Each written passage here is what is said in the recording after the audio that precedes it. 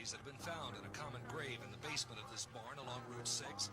Police, firemen, and federal alcohol, tobacco, and firearms agents spent the entire day sifting through the grave.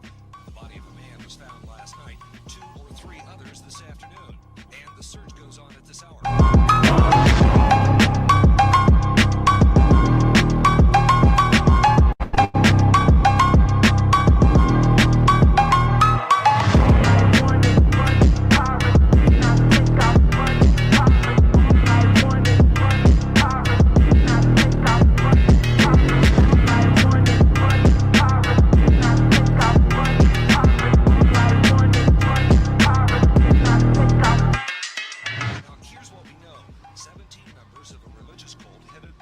Jeffrey Lundgren left the church about 2 years ago.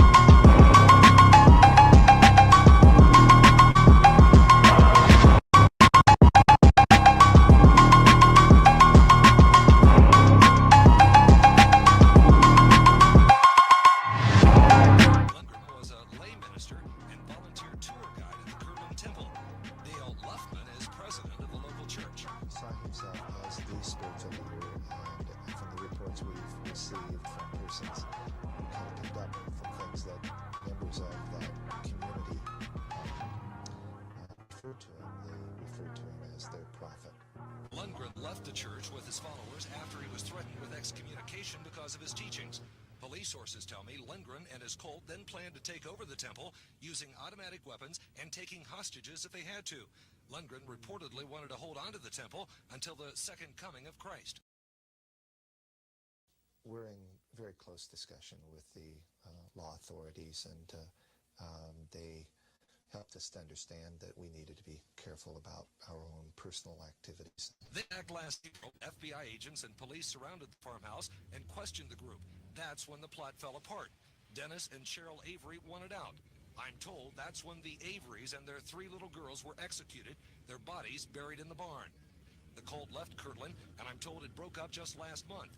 An informant told federal authorities in Kansas City last week exactly where the bodies were buried. In Kirtland, I'm Bill Yunkin, Eyewitness News.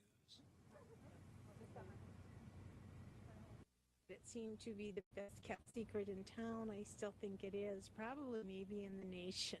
Doris Straka lives near this farm. She was one of the first to notice when the Lundgren family and the brood that lived with them on the property vanished. She and another neighbor finally went over one day to look after the animals, the few that had been left behind, and she's been confused ever since. All she knows is that the kids were nice kids, playing on the lawn, helping out with the chores. She knew especially well Damon, shown here in the Kirtland High School yearbook, and Damon's younger brother, Jason. They were always polite, nice, well-spoken, normal kids. Since the Lundgren family disappeared, stories have circulated here in Kirtland. The police scene today became a popular attraction. People who couldn't believe something so horrible could happen in their community. It is hard to believe that, I've passed this place 100 times, and never, thinking. But of course, Kirtland, Ohio is the perfect place for such a confrontation by Jeff Lundgren. This is the birthplace of 2 religions. Joseph Smith founded the Latter-day Saints in this church back in 1836. This is holy ground to his followers.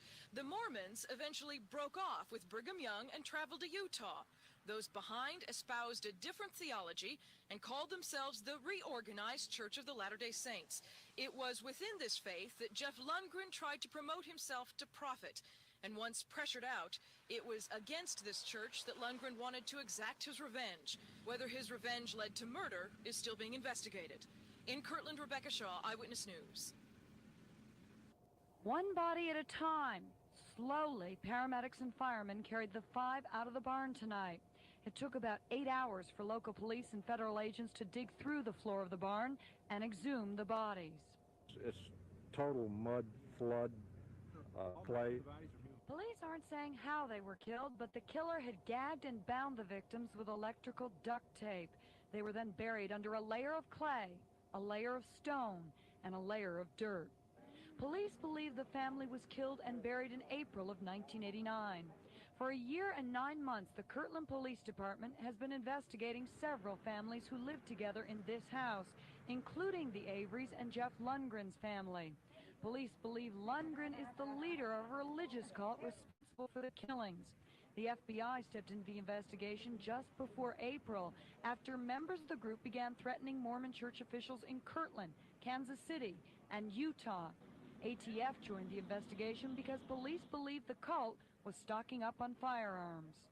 No, there was some mention of paramilitary activities. The individuals that were here complained indicated they were survivalist teachers, and they did practice the survival trades or sports, and they did have weapons, but we examined them. One reason that the one federal agency assisted us was that we wanted to find out if there were any automatic weapons, and there were not. Police say between 10 and 27 people were living in the house at one time. They are going to continue investigating tomorrow morning to see if there are more bodies. Like many followers of the teachings of the Reorganized Church of Latter-day Saints, Jeff Lundgren, his family and friends moved here from Missouri. The church was founded in Kirtland, and it was a religious experience to work in the temple. Lundgren became a lay minister in addition to volunteering time acting as a tour guide for visitors. But church leaders like Dale Luffman says he changed. He started preaching the Bible according to his own desires. Kind of made up the rules as he went, and what was most important was what he said. His group of followers broke from the church and became known as the Lundgren Commune, operating out of the farmhouse and barn along Route 6. I would say it was very much cult-like. He saw himself as the spiritual leader. Dennis and Cheryl Avery and their 3 daughters were among his followers. They were a family that needed somebody to kind of tell them what to do and when to do it, and it seemed, and I think Jeff fulfilled that. I've been told Lundgren even convinced some followers to turn over entire paychecks to him. Seemed to be the best kept secret in town. I still think it is, probably maybe in the nation. Doris Stratka lives across the street from the farmhouse. She said the Lundgrens and others living there kept to themselves. But last April, neighbors knew something was wrong when police and FBI agents questioned Lundgren and his followers. That action came because of death threats and rumors that Lundgren and his followers were planning to overthrow the Kirtland Church and hold the temple until the second coming of Christ.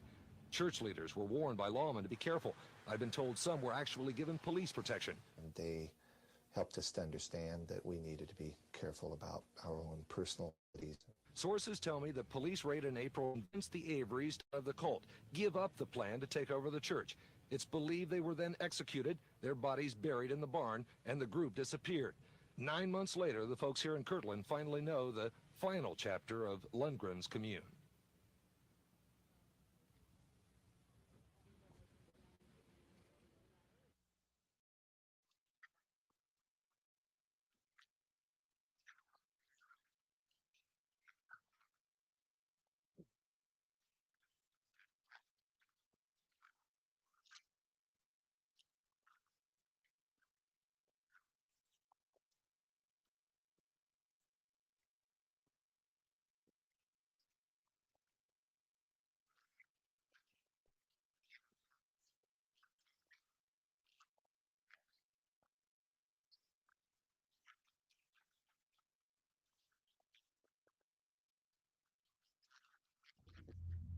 But the fact is that the Lord speaks very harshly upon those who will not hear his voice.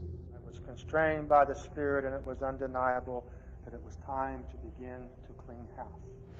That it says in the Scriptures, both in the New Testament, the Old Testament, upon your house that will begin. Judgment will begin upon your house. and within my house it began.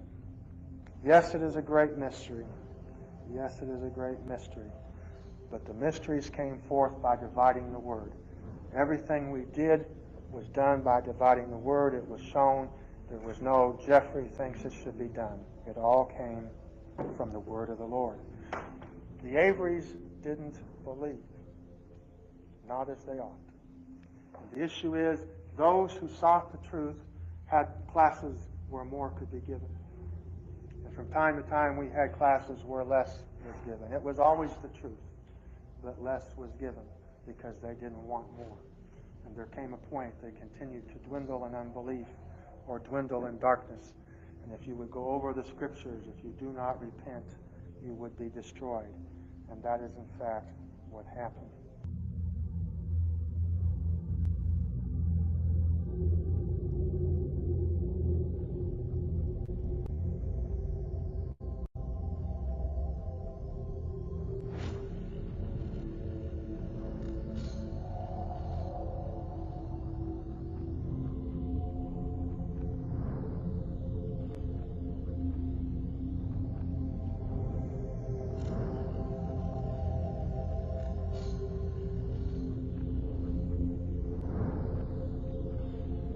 Well, he had been told by the church that they did not want him to be a tour guide anymore. And because of that, which reasons I really didn't understand at that time, but that he was simply embracing something called the pattern. And so they wanted him to no longer be a tour guide, and in order to stay on the church property in the house he was living with, he had to continue to be a tour guide. And so since that was eliminated, so was the house.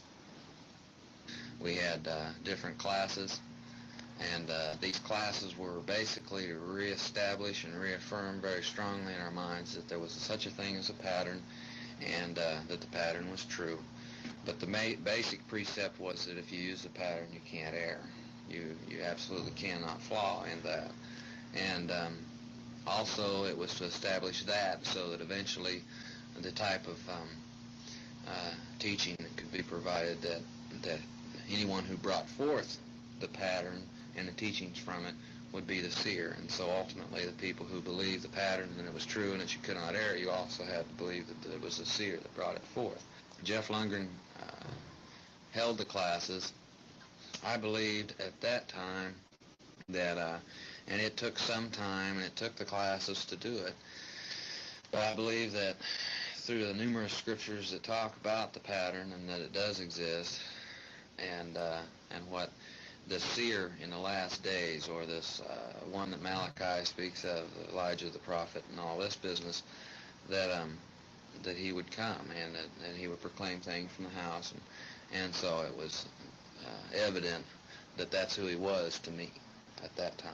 Okay. That he was a prophet of the last days to restore things to prepare for Christ's coming. And in restoring things, basically, he would establish the final church. Did you consider him a prophet? Yes. Did these other members that you spoke about earlier, did they believe similarly? Yes. A seer is something more than a prophet. Basically, one who is with a seer, the seer is one who teaches, and the prophets are those that go forth and prophesy based on what the seer has taught them and therefore shown them, not only in the written word, but also, when they see God and then he sends them forth. And so a seer is the one who brings the prophets about, so to speak. Let's go back that he's decided that there will be 5 people. Mm-hmm. Okay, Ron, let's go back to the days right before anything happened to these 5 people. And what did Ron do? What did Jeff do? As of the days before, I would say within a week before, there was a hole that was dug, and it was assigned to, different people at times. There were different people that did do the digging. I did, Dennis did, Keith did, Would Damon you identify did. these people further? It's Dennis Patrick, Keith Johnson, myself, Damon Lundgren, and also Greg Winship assisted in the digging and preparing of this hole. Okay, you're referring to a hole. It was placed in the barn, The reason why the barn was picked was because everything that he explained came out of the record, as warped as it may sound, but the barn was red, and he explained it as Pharaoh's army coming against them at the Red Sea, and they were swallowed in the depths of the Red Sea. Well, the barn has an area that floods every spring when it rains because of where it sits on the property, and so the area within the barn that floods was to be where they would be buried so that they would be covered over within the Red Sea. Kept striking me that it wasn't just a man or a woman, it wasn't just a husband and wife, but it was 2 generations of the Avery family that had perished in a really brutal fashion. The site took a lot of concentration, and part of the deal was that it was management of curiosity. A lot of people wanted to be able to, for whatever reason, have a glimpse, find out what was going on, and part of the big issue was controlling the crime scene so that it wasn't contaminated by outside parties. Procedures are pretty much as they are today. We have multiple agencies involved. We had ATF, FBI, Lake County Sheriff's Department, Lake County Coroner's Office, state agencies from out of state who assisted us. So it was a joint operation by multiple agencies, anywhere from a prosecutor's office to local sheriff's department, state police, covering multiple states. Money, power, and sex. That's what this case is about. It didn't matter what obstacles she had to remove to get what she wanted. And if it was a person, it didn't matter who. All I want is money, power, and I think I money, power. All I want is money, power, and I think I.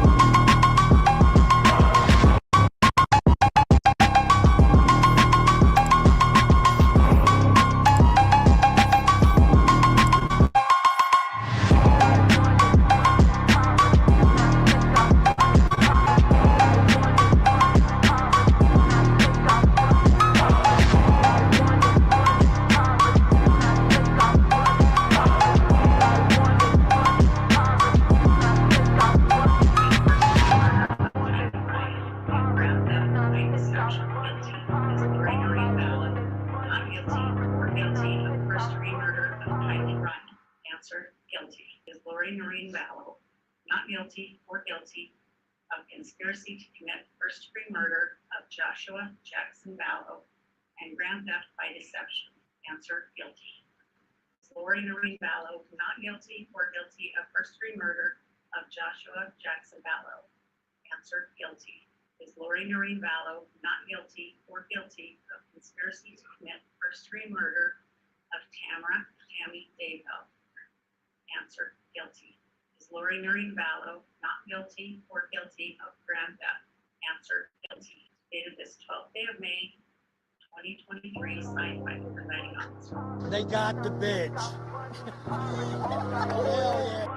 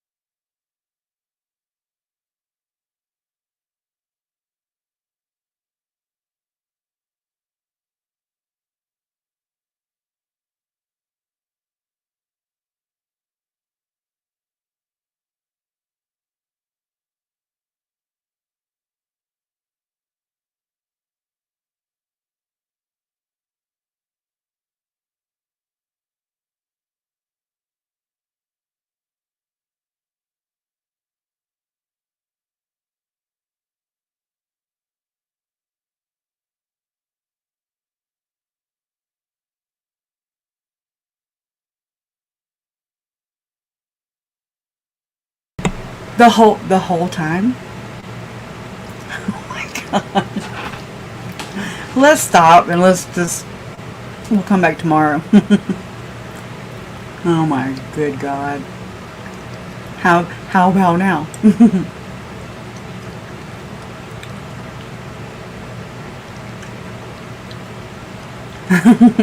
Good god.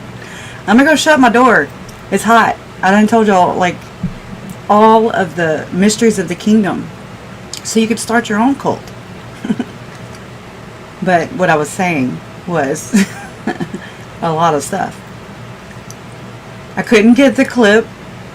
It did not, like, whenever I edited the video, the one I just showed y'all, it didn't have question marks on it the whole time. You still can't hear? I'm gonna go shut my door too. It's hot in here. I need new Wi-Fi, and I need an air conditioning, central air that works. Okay. Anyways.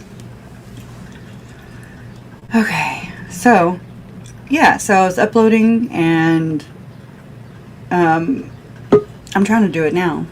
Oh, hey, Donna. Hey, Donna D. How are you?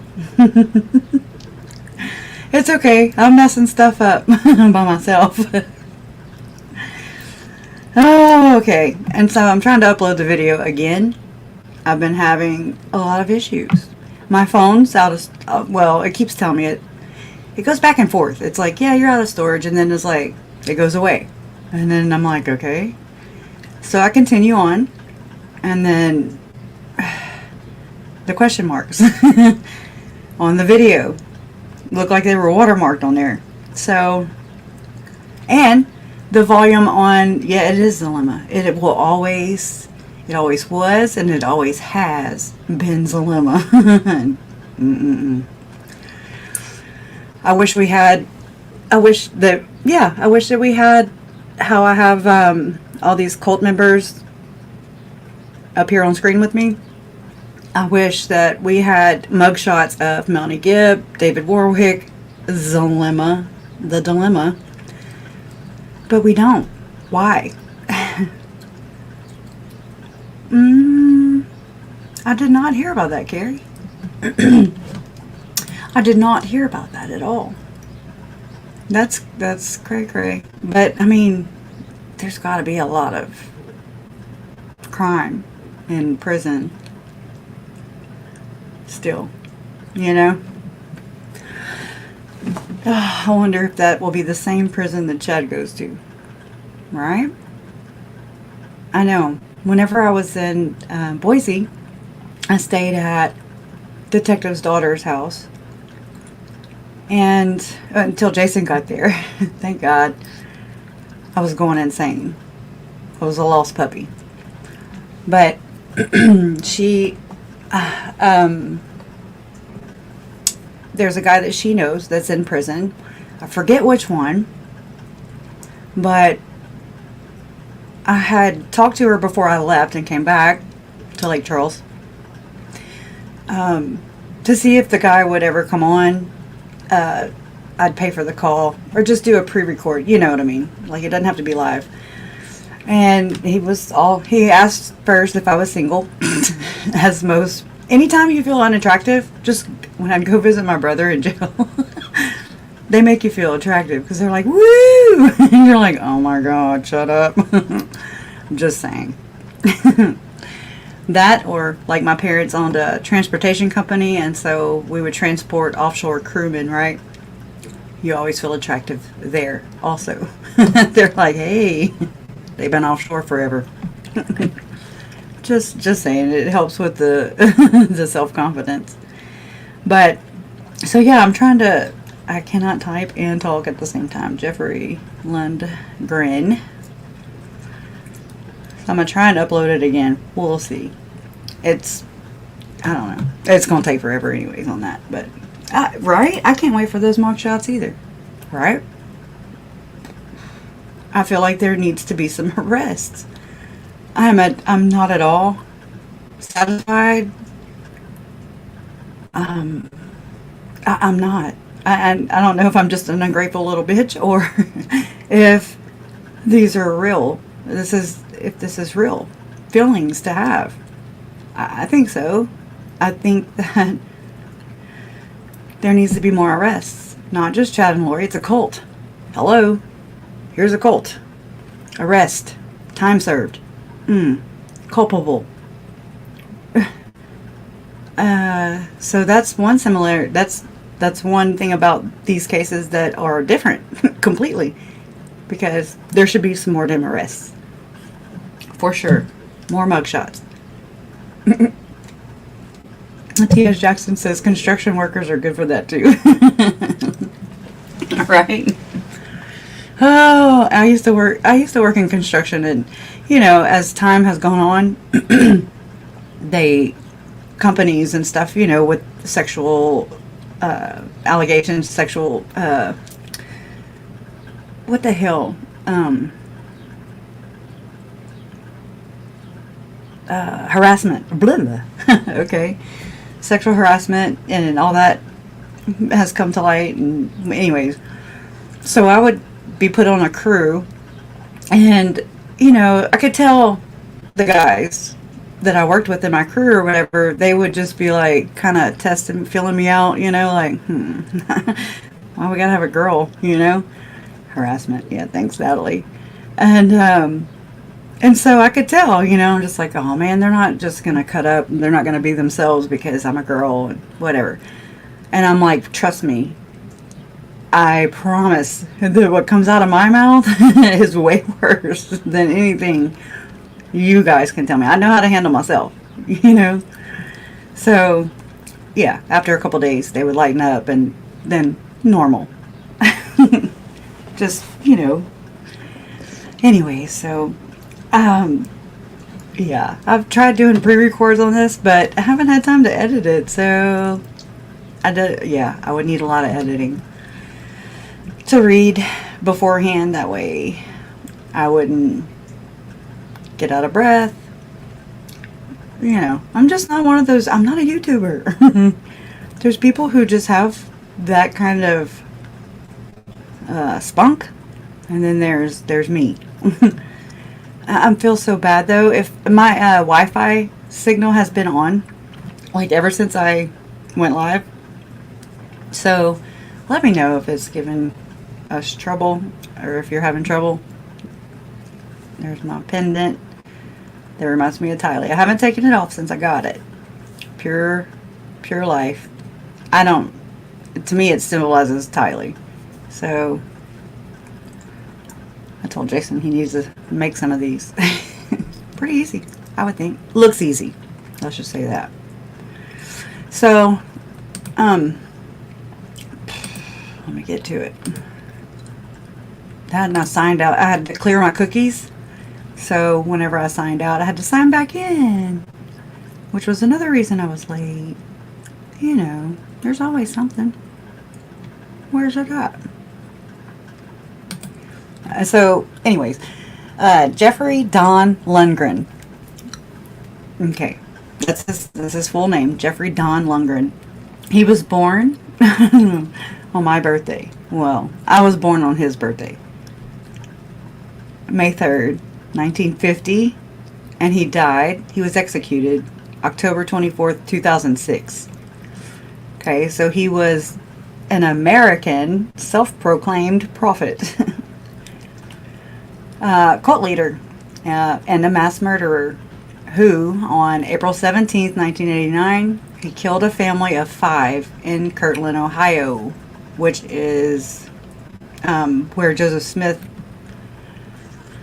founded the church, you know, the first temple, the first church. I forget what the name of it was then. But anyway, so that's where they first came in. Then they got ran out of Missouri when they went there. And so it was part of the whole Latter-day Saint movement. But anyways, he killed a family of 5. Him and some cult members killed a family of 5, the Averys. Horrible. In Kirtland, Ohio. Anyways, Lundgren led a Latter-day Saint movement.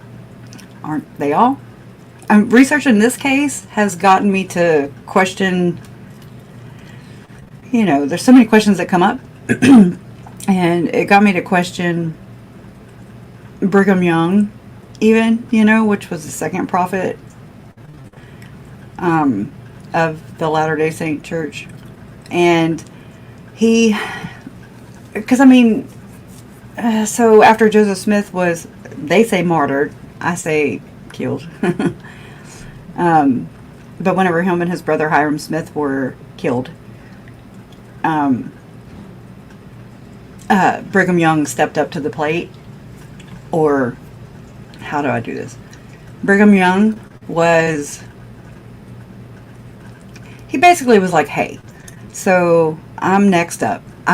Joseph told me that before he was murdered. He was like, yeah, you're next. Like, if I die, if anything happens to me, you get to be prophet. But, so that split the Latter-day Saint movement up into even more movements. Because it's problematic, okay? So, there's this camp over here, which is the mainstream LDS church, and they're like, hey, no, they believe in living prophets, so they're like, we have, you know, Brigham Young, he's supposed to be the living prophet. And then you have this camp over here saying, no, that's not cool. We're not cool with that. So it was supposed to go to Joseph Smith Jr.'s son, Joseph Smith the third. And so there you have separation right there. And so you have the LDS, mainstream, loose mainstream. Then you have the FLDS, which we all know and have heard and read and research about. They're more the polygamist side of this.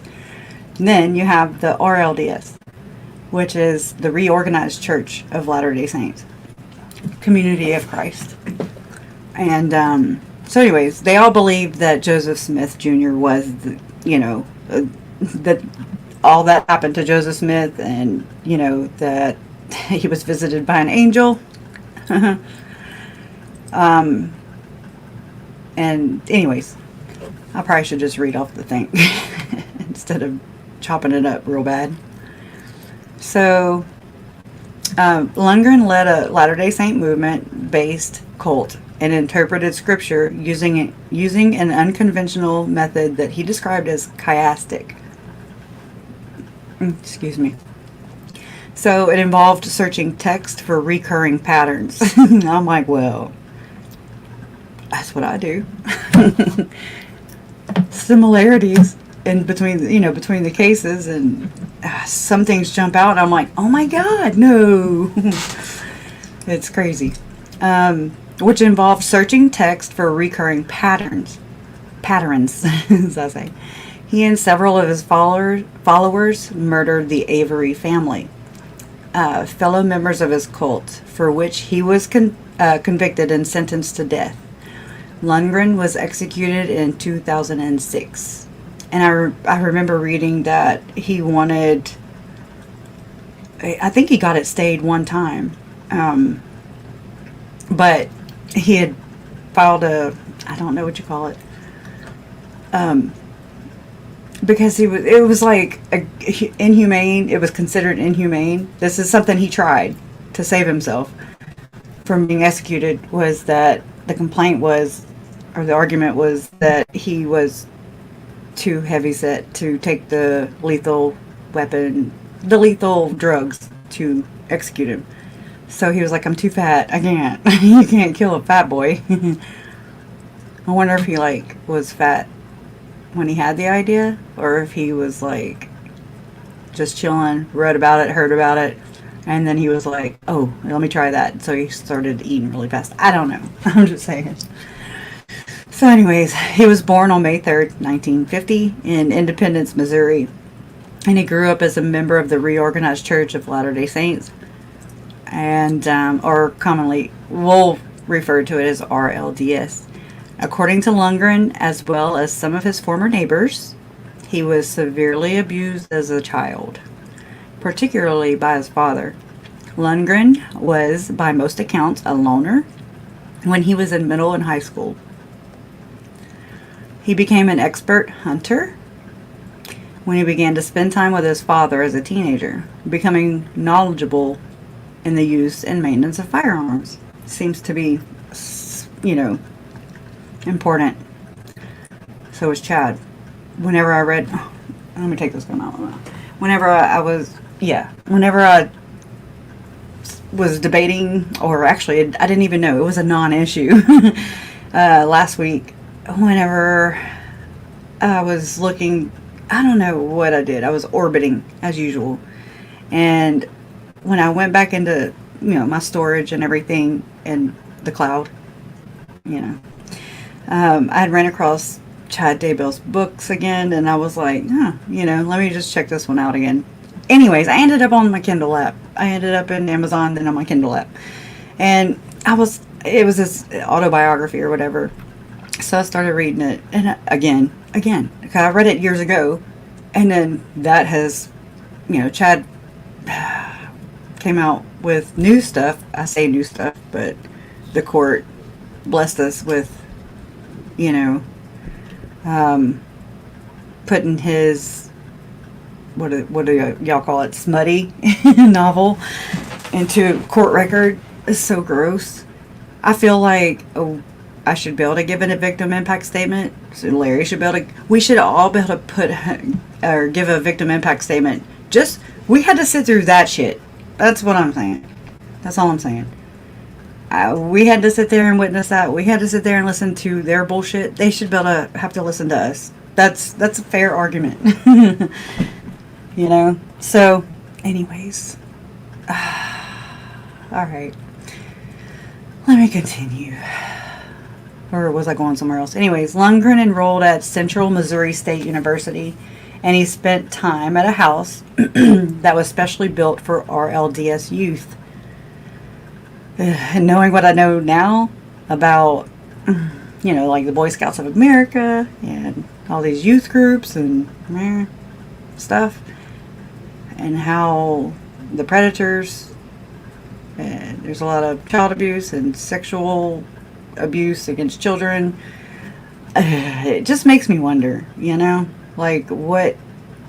what Mormonism was for people like Jeffrey and his wife Alice, for Chad, for Lori. And I do a lot of extensive research into their backgrounds. I read everything I can. I try to learn everything I can. One day I'll be able to recite it that way, but it's not today. But it just, the one thing that stands out to me, excuse me, is how we have heard and witnessed, and well, I say witnessed, how we've heard and the accounts of how Alex was with Lori, and to where my research brings me time and time and time again is to this whole ritual murder thing, and the way that and it's pretty gross. It's actually freaking disturbing. It's so disturbing. I mean, I stutter step on it. I'm just like, oh God, do we have to? And then I'm like, oh my God, but I can't like turn away because I can't, because turning away and just being like, yep, that does not, just because it sounds horrible and unrealistic, it does sound unrealistic. I don't know that. And who am I to say and discount those victims who actually do live to tell? Who am I to say that, no, they're wrong? You know, that's how I don't know how I would feel if I were a victim. Actually, I know how it feels, actually. So, I know how it feels to say something, say that you were abused, and it's just like, you know, just everything goes on as normal, and you're just like, okay. So, I mean, that's very damaging. But the way that Lori and Alex, you know, Debbie, Alex's first wife, you know, she had called the police department and reported that Alex and Lori would simulate these sexual acts and stuff, and how the Cox family thought that this was normal behavior and looked at her like she was cuckoo. Okay, that's your classic gaslighting right there. First off. Anyways, it's just horrible. But, and so Barry being a temple worker, just do a little research. Do a little Google search and you'll end up, I mean, because that's all I've done. You know, I'm not special. And nobody gave me, you know, info that's unknown to anybody else. Just Google it. And there are stories from these ritual murder, ritual abuse accounts filed. Even, you know, the FBI has investigated into them. Utah has even made, you know, their ritual abuse task force or something like that, and then took it away. So it just there's all these accounts, all these news stories, all these things happening to our children. I mean, Lori was once a child. Alex was once a child. They were Barry and Janice's children. And it makes me wonder about Stacy too, because and where I'm going with this, just I'm gonna have to say it. I'm not comfortable saying it, but I'm gonna have to say it. So what I had researched was that Barry was a temple worker, and so I'm putting that together myself. But from what I've researched, you know, into the ritual murder, ritual abuse subject or topic or whatever, that there's things that go on inside of the temples according to the research. I'm not making the accusations. I'm just sharing it with you. Do what you will. And don't hold it as fact. Just do your own research. Just, that's what I'm saying. It's so uncomfortable. But there's accounts from these children who ended up growing. You know, they grow up, right? And they recall memories of being drugged and being this. It's going to be trigger warning. It's going to be that they were drugged and that they remember, you know, taking part in blood rituals where Asia Rain, for example, she has come forward with her stories, and she's just one of the many. She was Mormon, and she was made to, she was baptized, when she turned 8 or whatever inside the Mormon church, and that's the age of accountability. So like JJ, he wasn't at the age of accountability yet, right? And so she, according to her account or whatever, she was made to take part in actually murdering another kid, and that's just so bizarre. But when I read it and I, just sort things out in my mind, about what we know about what happened with Tylee and JJ and how they were treated and handled, and the stuff we don't know, we're just left in the dark, outer darkness, basically, to just, just it'll fade as long as it doesn't get out, in my opinion. I feel like there's something bigger here, and I always have. I just try to mute it, and, I'm just like, no, that can't be. And, every time I come back to the same thing over and over and over again, and I'm like, I can't get away from it. And I don't know if it's because it's not fully the truth, Yeah, Chad killed, allegedly Chad killed, all these people. Tylee, Charles, not Charles, Tammy, JJ, just, Anyways, and then Lori, convicted killer of Charles, not Charles, you know what I mean, just apply it. So there's all these accounts of what has happened, and we're just supposed to I just don't believe the narrative. I don't. I want to, but I don't. My heart, my soul will not allow me to. So it sucks. It sucks because not a lot of people are open to there being more. I think that has to be it. Yes, I mean, I really do believe that some hooey-pooey stuff goes on behind temple doors. I mean, it just I don't know, I'm going way the hell off. But it just, I don't know. I could see maybe this happening to Lori and Alex. They were maybe part of their mom and dad's temple activities or whatever behind closed doors. And this would, to me, explain the display of the sexual reenactment and all that and stuff. I don't know. I need to go see what y'all are saying, because I'm like sitting over here just talking at the screen. Nuts. It's, yeah. Okay, good. Okay. So I don't feel so crazy. I feel crazy talking about they're crazy. Good day, Lee. Yeah, it is a supposed recovered memory. No, they're not reliable. That's what I'm saying. But I just, still, the stories. I'm not here to say whether their stories are real or not. Can you imagine? There's too many stories alike that sound so much alike. Yeah, Barry is the source, I think. And then if you step out of that bubble, what is the common denominator?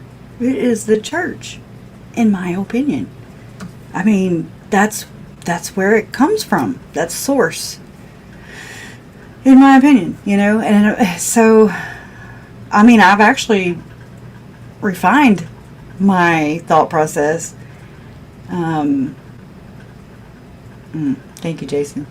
I refined my thought process, and because I was like, the whole church, nope, evil, Okay, evil. They're doing evil shit in there. And then now I'm refining that to, well, no, not all of it is. You know, so there's a lot of good people in the church. There's a lot of wonderful members in the church.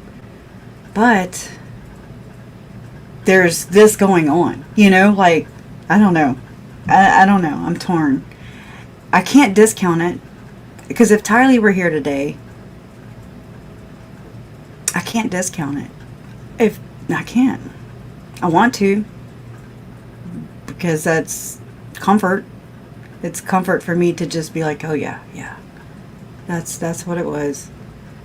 But that's not me being, that's me being very close-minded, and not, when I think about what Tylee and JJ endured, I feel like if I buy the narrative that's been given in one trial already, then I'm discounting their deaths. I'm just like, yeah, no, Tylee, that didn't happen to you. That was not ritual murder. No. Who would believe such a thing? So it's like, it just would silence another victim who is alive. You know what I mean? Like, it's just not, it's so uncomfortable. It really is. I wish, we would never know, Janet. We would never know. I mean, I have some of her drawings that she did whenever Visaya came to Hawaii to visit. You know, I remember they drew on there that they made a bucket list or whatever, and they were like, 5 things you have to do before the summer's over. It was a bucket list, for real. This is in 2016. I have these drawings, and you know, they doodled like teenagers do. And so, but part of the bucket list was that if they didn't have a picture of it, then it didn't exist. So I want to show Judge Boyce that so much, and just be like, here you go, these are Tylee's wishes.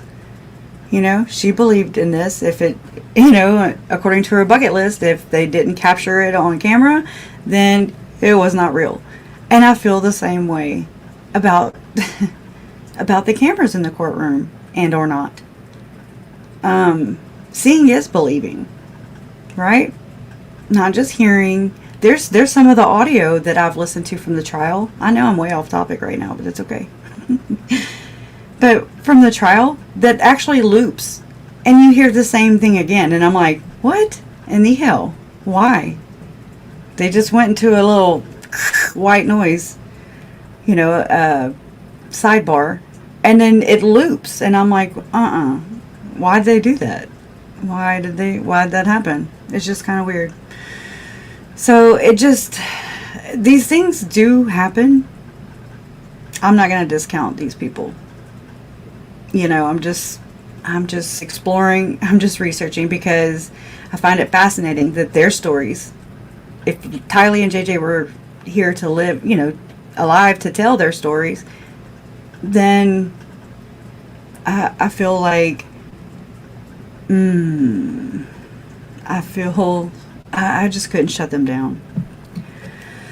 I couldn't shut them down. The imaginary church thing that David Warwick says, I am at the point where, and I don't care how crazy this makes me sound, because it makes more sense to believe, I don't know. I don't know how public I want to be with this, but you know how Tammy's body was moved, and there's, in the FOIA docs, there's, and, you know, and in trial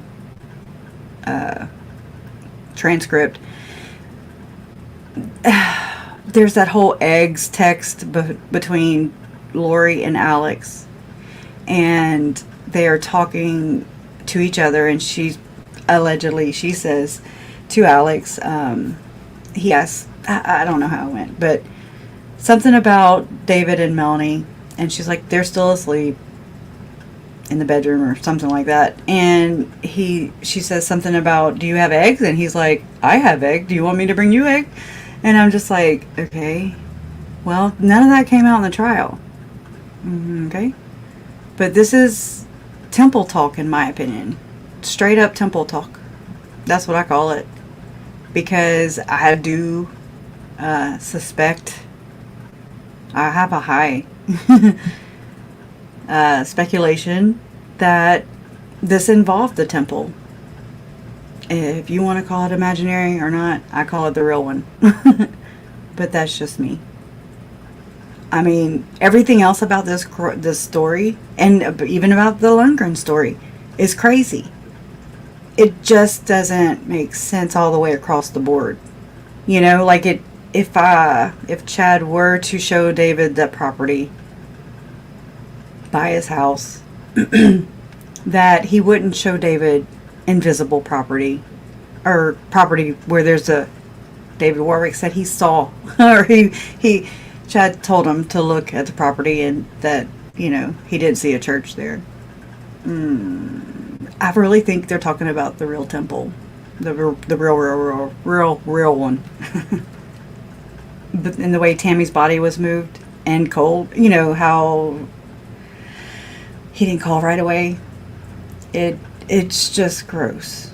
And so what they're doing, I'm leaving that, and then just like what people that I've come to learn about, who are religious, or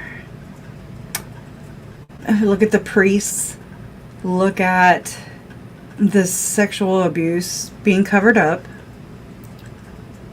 successfully over and over and over and over again, systematically, and it's gross. And I can't look at my kids. I can't look myself in the mirror if I am like, yeah, no, that doesn't happen. I'm sorry. That just does not happen. It sounds too crazy. Therefore, it does not exist. So, I don't know. And nobody can give me facts. So, until that occurs, I'm going to keep speculating, because 3 members of my family were murdered. They weren't too nice to them. So this nightmare does exist. And unfortunately, it exists in my family. Let me try and cough. I don't do this until I go to talk. That's the adversary.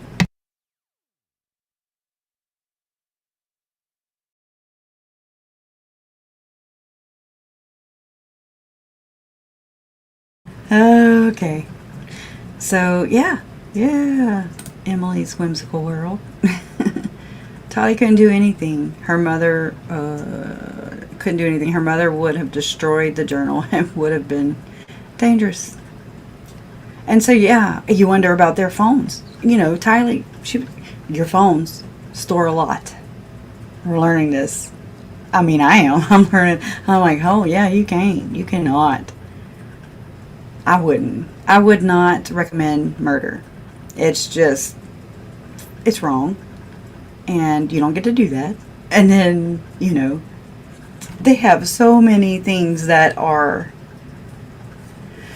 you know, with DNA evidence, with, they're locating killers every day and putting them behind bars to this day because of genealogy. Thank you, Mormon Church.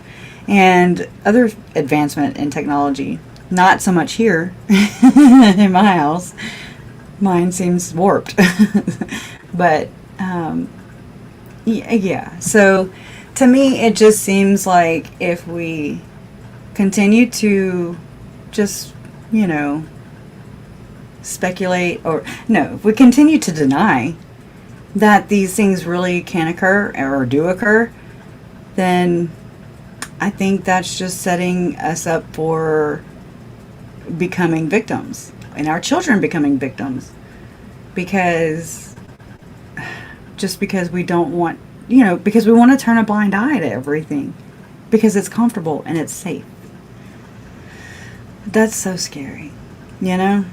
Anyways, I know I went way off, but that's normal. David W. is a nutter butter. Yeah, so you watch Telltale, don't you? He always, there's a channel called Telltale. And actually there was somebody, whenever this was unfolding, the Lori and Chad case was unfolding on YouTube, and somebody called, and on Telltale's channel, he has a message, you know, a recording that plays, and he's like, leave a message after the beep, you know. And so somebody who sounds Mormon was like, have you heard about, you know, the lady who her kids are missing, yada yada yada. And anyway, so he was like, I'm gonna check into this. And so he talked about Lori briefly, but you know, he's the guy Telltale. He was an ex-Jehovah's Witness, and anyways, I like his channel too. But I was wondering, because he always says nutter butter on his things. That's what it reminded me of. Yeah, preachers are very, very good at only preaching the feel-good stuff and omitting. And so people are too. I mean, myself included. Until this happened, until the kids were missing, and I was orbiting, and I ran across some, I was like, yeah, no, the satanic ritual stuff. I was like, I don't think so. I don't think so. And then, but I can't help, I always circle back to it, you know, because things don't resonate. The story, the justice doesn't resonate for me. You know, maybe I'm way in left field. But I just say that it doesn't hurt to explore. It doesn't hurt to, you know, consider. Maybe it's really a possibility in the realm, you know, of things. And by reading it all and researching everywhere, I really just, I can't help it. The things I read, the things that I'm learning really sway me more that way, you know? I don't know. I just don't want to, I don't want to minimize what was done and what happens and why things happen. You know, the way that Lori and Alex were, it makes sense that there was some abuse within the house. None that we know of. And even Stacy's, you know, Stacy Cox-Cope, Melanie Pulaski's mom, she had an eating disorder.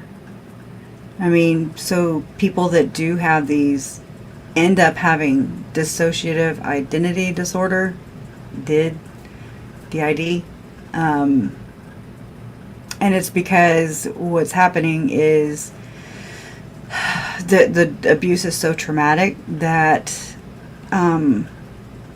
it forces them to dissociate. And this has happened to me even. I can dissociate from, I'm saying disassociate. Okay, I get it. But I don't know. I'm a weird one, I guess. Because I told Jason the other day, I was like, what is wrong with me? Why do I want to talk to Lori? Why? I know that I'm not going to get the truth. But I just want to gauge whether she reacts, responds. I don't want anything, you know, detailed. I want to be able to talk to her. I'm free. She is not. All I can do is try.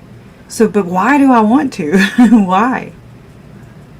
You know, does that make me crazy? Does that make me nonsensical? Because I mean, she was my aunt, and I want answers. And you can get answers a lot of times in the way somebody responds, in the way somebody talks, in the way somebody doesn't talk or doesn't respond, you know. Hey, little brands. Yeah, I believe that too, Lee. I believe that too. Considering that she watched Janice chew and spit, it's no wonder Stacy had an eating disorder. That too, yeah. So it's like again, systematic and generational abuse. And so, I don't know. I've never been into a Mormon temple, nor is it open publicly for me to do so. It shouldn't just, I'm just saying, your rituals aren't that special, okay? Catholics do it all the time, openly, at least, allegedly. And, I don't know, just something weird goes on back there. I'm just saying, where's all the blood? Where's the blood? Where's the blood? Where's the crime scene? Where? Yeah. Why all the weird talk? Why all the temple visits from Alex? Right around every murder. Why the conversations and the texts between Lori and Audrey Baratero, who was also a temple guide. You'll learn that Jeffrey Lundgren was a temple guide. He would give temple tours. It's just too... yeah. Lori and Chad, they're another Mormon cult. Is it because did they become a cult of their own once they got caught? You know, after they sacrificed the children? Or, I mean, what? I just don't understand I don't understand the logic or the narrative. Chad and Lori wanted to start their own religion, their own Mormon church. They wanted to so bad, and that Rexburg was the city of light, one of the cities of light that other people have talked about before, Chad, by the way. And so they wanted Zalema to move up there, and they wanted to they arranged marriages, which is also in Jeffrey Lundgren's cult here. Yeah. And, but all that was a city of light. They were going to start their own damn religion, their own church, right? But they were members of their shared church, which is the Church of Jesus Christ of Latter-day Saints. They wanted to start their own movement, yet they moved to Kauai, Hawaii. Why? Was that another city of light? What? It doesn't make any damn sense. So my logical brain is like, yeah. And then it's like, until that, that doesn't make any damn sense. None of it makes sense. But, if we're going to go there, let's go there. What would they gain from money, power, sex? Okay, well, what? I think they were doing it for their own leaders. I think their leaders are the ones who are deceiving them. And many others. And that's freaking scary as muck. That's scary AF. My mom is still on their list.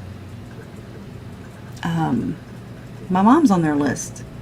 Earl LeBaron carried out his murders, his blood atonement, via this hit list after he was imprisoned and or dead. So it just doesn't make sense. And it still is real for me. It's real. It's reality. So, okay, I'm going to shut up. And I'm going to go back over here to my little page, and I'm going to get my Jeffrey Lundgren on. So, anyway, so Jeffrey Lundgren, he enrolled at Central Missouri State University, and he spent time at a house that was specially built for RLDS youth. Specially built, okay. While at that house, he became friends with Alice Keeler and Keith Johnson, I'm sorry. Keeler, who had also been abused by her father, quickly bonded with Lundgren, and the couple married in 1970. On December 2nd, 1970, the couple's first child, a boy, was born. That's Damon Lundgren. He's up here on the screen. He's in the blue background. That's Jeffrey Lundgren and Alice Keeler Lundgren's son, who I think he has 150 years he was sentenced to for his part in the killings of the Avery family. But anyways, by 1974, Keeler was pregnant for the second time. This is just a Wikipedia kind of thing. Lundgren enlisted in the United States Navy the same year as his marriage. Prior to receiving an honorable discharge at the end of his first term of duty, he sought, and so it was in the he's a Vietnam War, okay? He sought an early release, arguing, this is funny. He sought an early release, arguing that his presence was necessary for the sustenance of his family. Okay. He was denied an early release for reasons that were non-necessary, according to military recommendations. Lundgren received an honorable discharge days before his 4-year enlistment was completed. His second son was born soon afterwards. So it says Lundgren and his new family settled in San Diego, California after his discharge, but economic problems forced the Lundgrens to move back to Missouri. In 1979, Keeler gave birth to a third child, a daughter. People close to the couple claimed that Lundgren seemed frustrated by the family's money problems, but he didn't see himself as a part of that. He was a major part of the money problems, and generally tired of his wife. He allegedly became abusive after the birth of his daughter. He allegedly became abusive after the birth of his daughter. According to hospital records, Keeler was hospitalized for a ruptured spleen, which may have been caused by Lundgren pushing her into a closet door knob. In 1980, the couple had their fourth child, which was another boy. In 1987, Lundgren was dismissed as a lay minister for the RLDS church. This is where I'm like, wait, what? What's a lay minister? Because I've never heard those titles. You know, it's more like the bishop and the state president and the president. You know, it's that kind of talk. I don't know about this minister stuff. So a lay minister is someone who serves a calling for the church. Like Chad. Chad was a ward clerk for the church. When the murders occurred of Tylee, JJ, and all the victims, Tylee, Charles, Tammy, JJ, and Joe. No, yeah, allegedly, not all of them.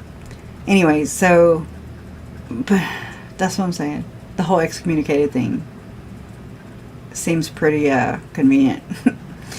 While Lundgren was living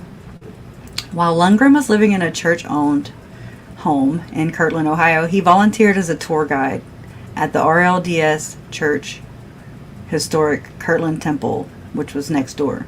In this capacity, he began to teach the concept of, quote, dividing the world, unquote, known as, quote, chiastic interpretation, or chiasmus. Chiasmus in rhetoric, less commonly chiasm, is a reversal of grammatical structures in successive phrases or clauses, but no repetition of words.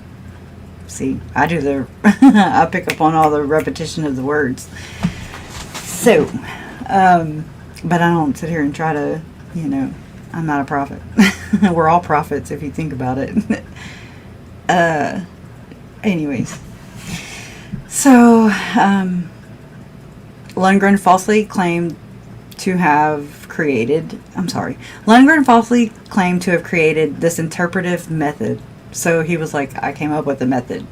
Kind of like Joseph Smith did about translating the book of Abraham.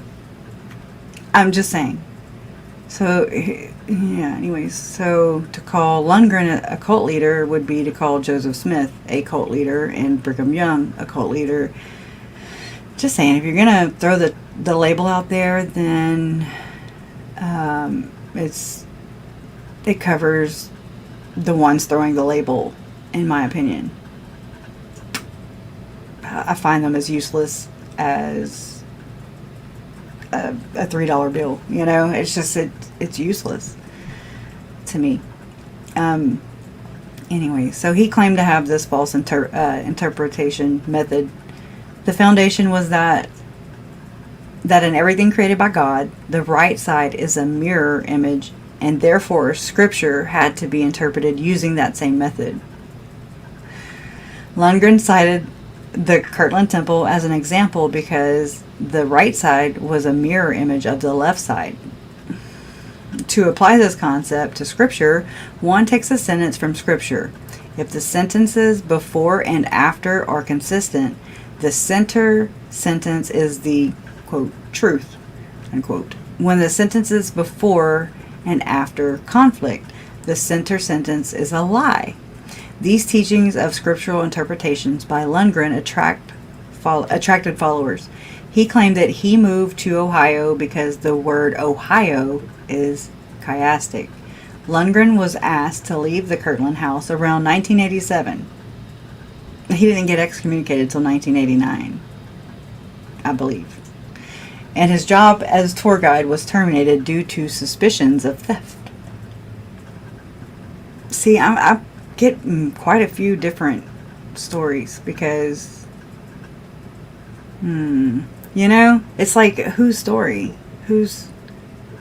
Because there's some things I believe that, like Lori, when I saw David Warwick on the stand, and he was lying, in my opinion. I was like, you're a freaking liar.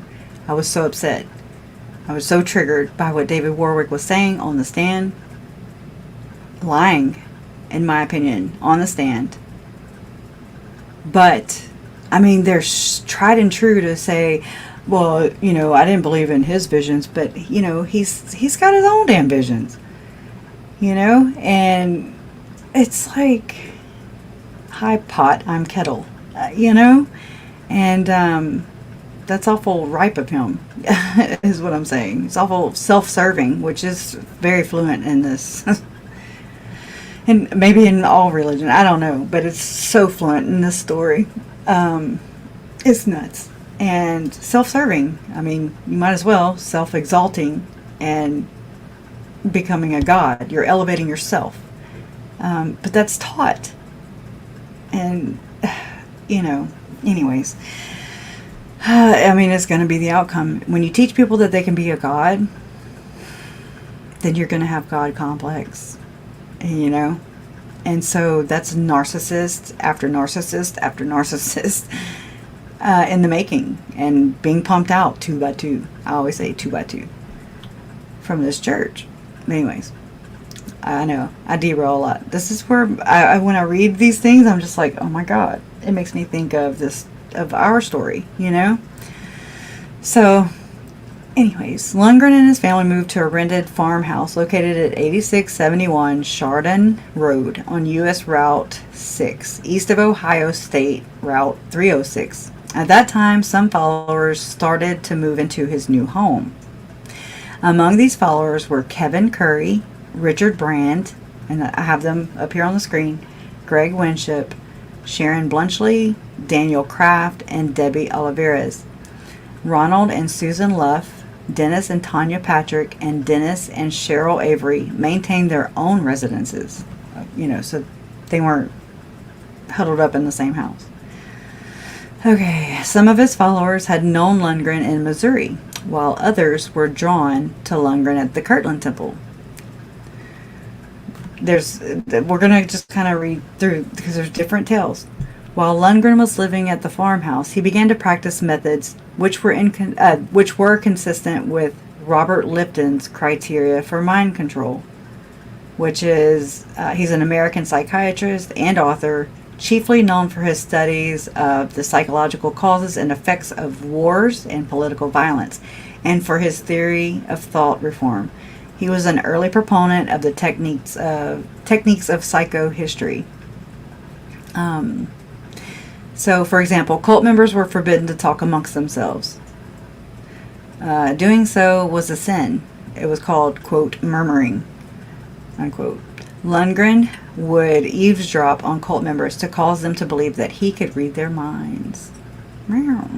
On April 23rd, 1988, a neighbor told Kirtland police officer Ron Andelsek, I guess that's how you say it, that she suspected that a cult was living at the farmhouse, and that Lundgren's son warned the neighbor's children that the earth would open up and demons would emerge.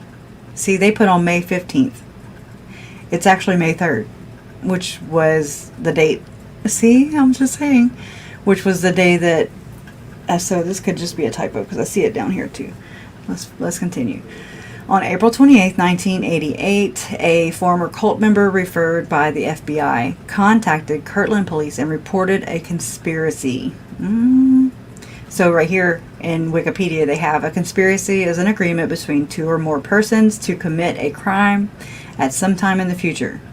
It's a meeting of the minds, right? Criminal law in some countries, or for some conspiracies, may require that at least one overt act be undertaken in furtherance of that agreement to constitute an offense. So, by the cult to take over the Kirtland temple. So this narrative doesn't make sense to me either. So, I'm like, what do you gain by taking over the Kirtland temple? Anyways, what about the rest of the congregation? It just doesn't make sense to me. But I get it. They're crazy people. But I just think there's all kinds of narratives thrown into things sometimes. So anyways. It says, Kirtland Police Chief Dennis T. Yarborough did not believe the informant's information. And on May 2nd, 1988, confronted Lundgren at Kirtland Police Station. When Lundgren left, Yarborough said that he neutralized the situation by warning Lundgren that there were complaints about gunfire on Lundgren's property. Lundgren went back to his followers and called off the temple takeover, planned for May 3rd. See? Okay, just in this article. May 15th is what they said earlier, and May 3rd. Because he had purportedly spoken to a higher power. Kirtland police initiated surveillance of his residence and of church-owned properties. Okay, so they were watching the property of the church properties, and Lundgren's property. In September of 1988, a second informant came forward. Officer Andelsek cultivated the informant, nice choice of words, and made contact with the FBI and the ATF. The FBI initiated a domestic terrorism investigation. A domestic terrorism or homegrown terrorism is a form of terrorism in which victims, quote, within a country are targeted by a perpetrator with the same citizenship as the victims. There are many definitions of terrorism, and none of them are universally accepted. Okay, I didn't know that. Now I do. I look at Lori as a domestic terrorist, right? But on October 10th, 1988, the day that Lundgren was excommunicated, okay, again, different dates. I didn't read this before I came on. Not this one. Excommunication is an institutional act of religious censure used to deprive, suspend, or limit membership in a religious community or to restrict certain rights within it, in particular those of being in communion with other members of the congregation and of receiving the sacraments. Well, again, I'm going back to Chad. Chad wasn't excommunicated until after, or you know what I'm saying, like the excommunication was leaked out, just self-serving, in my opinion, by whomever leaked it, and you can pretty much guess who did. Okay, that can only come from one source, and then everybody buy it as that source, as everybody has, and so it was leaked to Court TV, just kind of conveniently. So, Chad was not deprived of his membership. He was not limited in his membership or suspended. He was not censured censor, whatever. He was not excommunicated prior to the murders, you know, yet. Anyways, I don't know. Okay.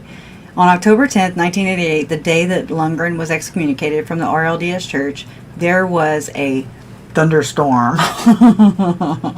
There was a freaking thunderstorm at the south end of Kirtland. When the sun emerged, a large rainbow appeared to the east. It sounds like freaking Audrey. You think this is all unicorns and butterflies and rainbows? Anyways, Lundgren told his followers that the rainbow signified the opening of the 7 seals. Now, I have actual documents and stuff that talk about this whole priesthood, the levels of priesthood. There's 7 levels, 7. There's 7 everything. 7 seals. I'm telling you, this is they're crazies getting let out the bag. Okay, that's what I'm saying, because you spot it too many other places for it just to be Jeffrey's. You spot it too many other places for it just to be Chad's. Try again. You know, like, welcome to the information age, you know? So anyways, when the sun emerged, a large rainbow appeared to the east. Lundgren told his followers that the rainbow signified the opening of the 7 seals, quote unquote. Lundgren and his family soon abandoned the group, and he claimed he began to feel a call to teach and they only list the damn Bible, okay? Knowing damn good and well it might be in their quad, the Doctrine and Covenants. You have Pearl of Great Price, allegedly the Bible, which is only the approved Bible to Joseph Smith standards, because he felt the Holy Bible, was translated incorrectly. So he translated the Bible correctly. So that Bible is what they're referring to. And Pearl of Great Price. Did I say that already? Anyways, Word of Wisdom. So they need to put the Visions of Glory book in there too, into that. Make it a quint instead of a quad, because look at Lori. I mean, how she was reading Visions of Glory. People are in the church or whatever are very, very, very, very protective over this book. And I've been doing some research into Tom Harrison, and it's pretty freaking disturbing. Okay, he's the author of the book. Kinda. It's his visions. Visions of Glory is visions of Tom Harrison. And the ghostwriter who published the book was John Pontius. So there's something to that book, and it's dirty. Anyways.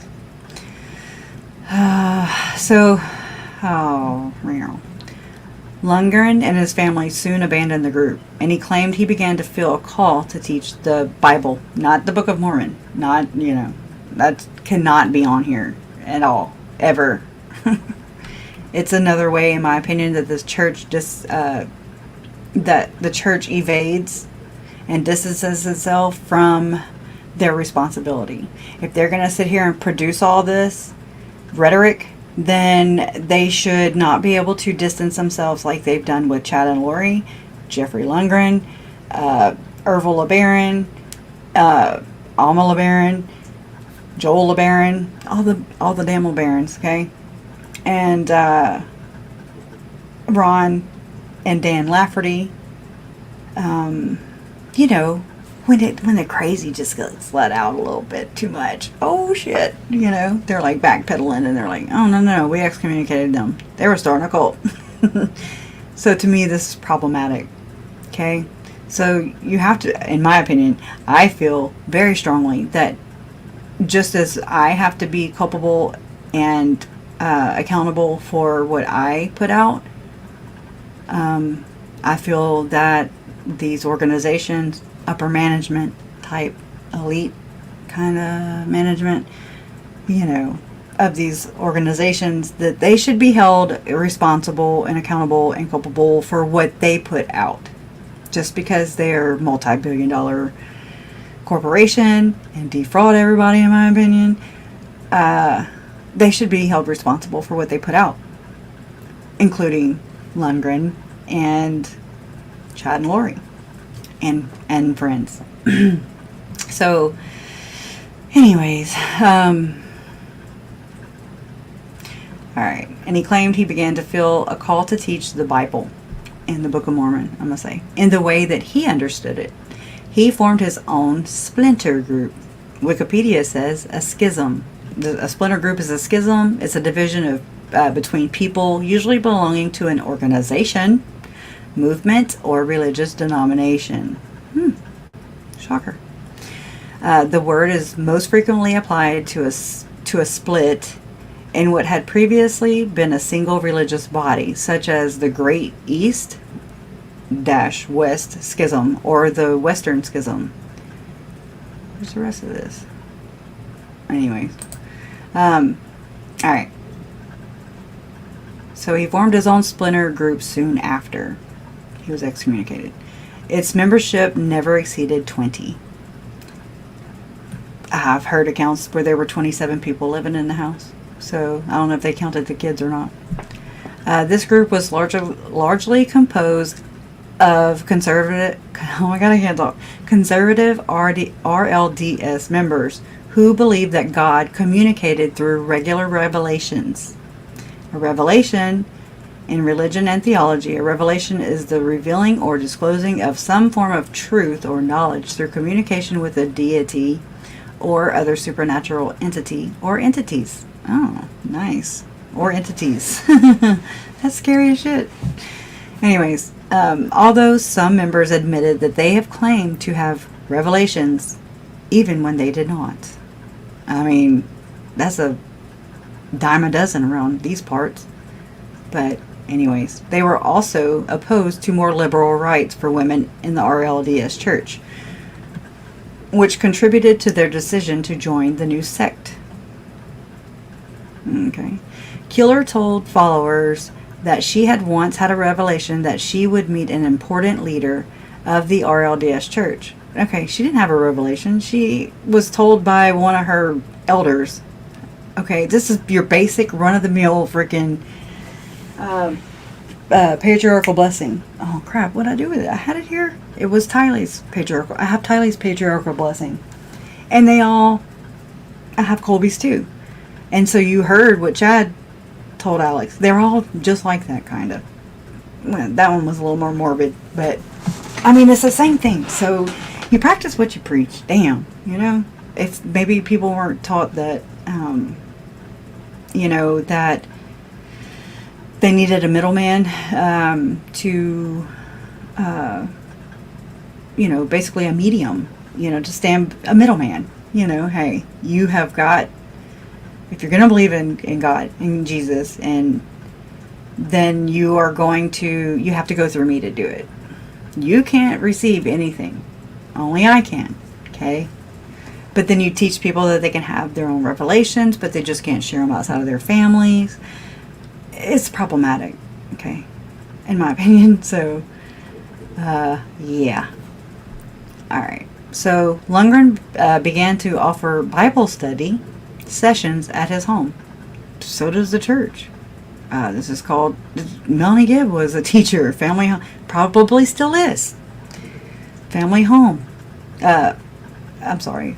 Home, she was a home teacher. That's how she met Zelima. That's how she met Lori. Like-minded people. Anyways, there he would dominate the sessions. Damn.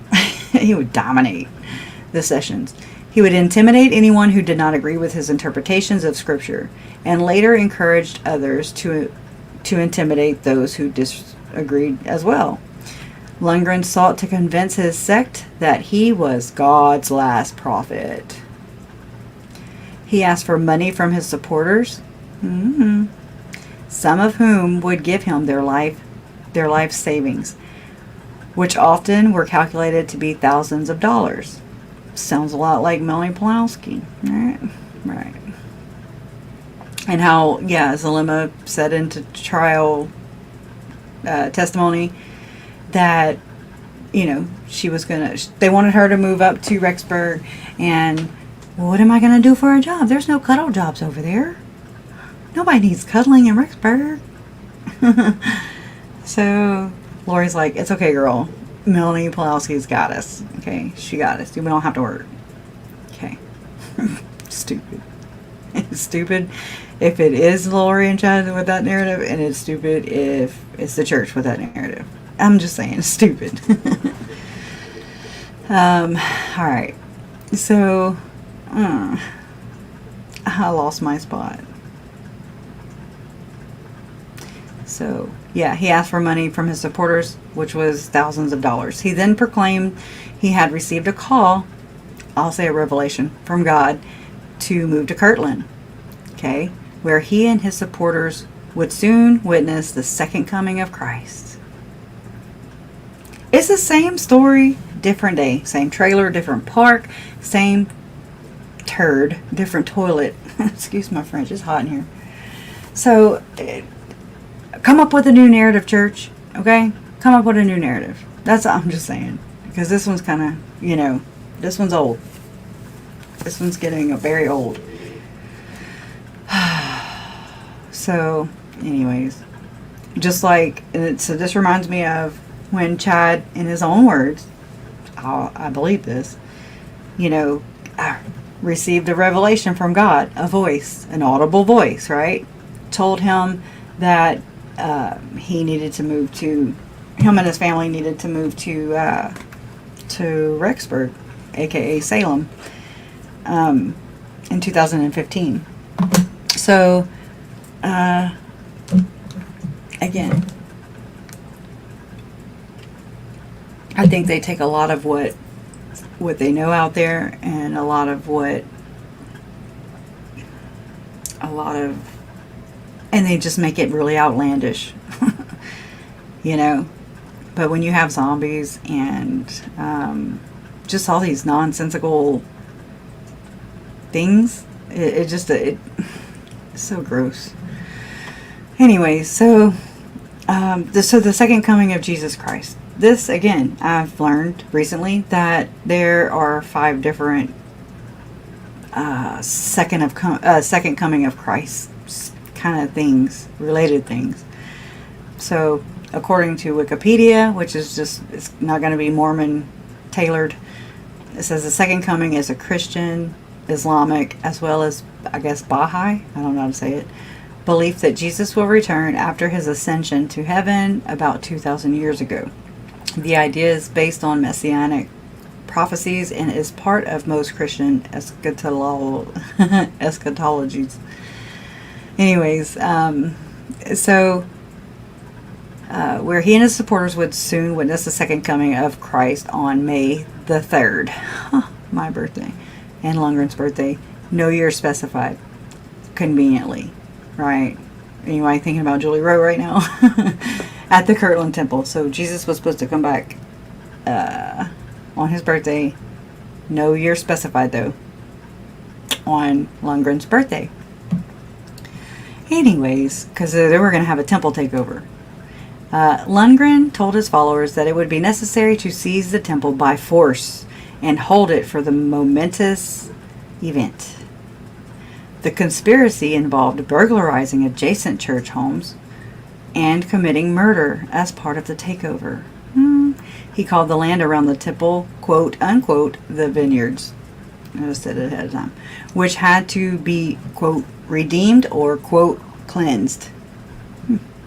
Rid the world. That reminds me of Ron Hensley. Hi, Ron. Anyways, he called the land around the temple the vineyards. I already said that. So they had to go and these vineyards needed to be cleansed and redeemed for him and his followers to take the temple. But this is also what was supposed to usher in, like it had to be cleansed and redeemed, the vineyard, before Christ could come back. Okay. I've also learned somewhere or read somewhere that oh crap, I'm losing it. Yeah, that Christ would come back, his second coming. That's what I'm saying. The second coming of Christ or whatever. There's like 5 different second comings of Christ, where they say they're Mormon, okay, and so they say that first Christ will come back to privately, okay, privately. It just doesn't make sense. None of it. Anyway, so by this time, 7 of Lundgren's 12 followers had moved into his family's farmhouse. The remaining 5 were members of Dennis Avery's family, the Avery family.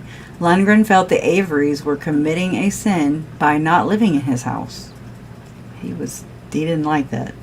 Avery, who had sold his Missouri home in order for his family to move to Ohio, believed in and trusted Lundgren. Lundgren, however, considered Avery to be weak, and when he was no longer useful to Lundgren, he began talking about Avery behind his back. He probably was like that with everybody.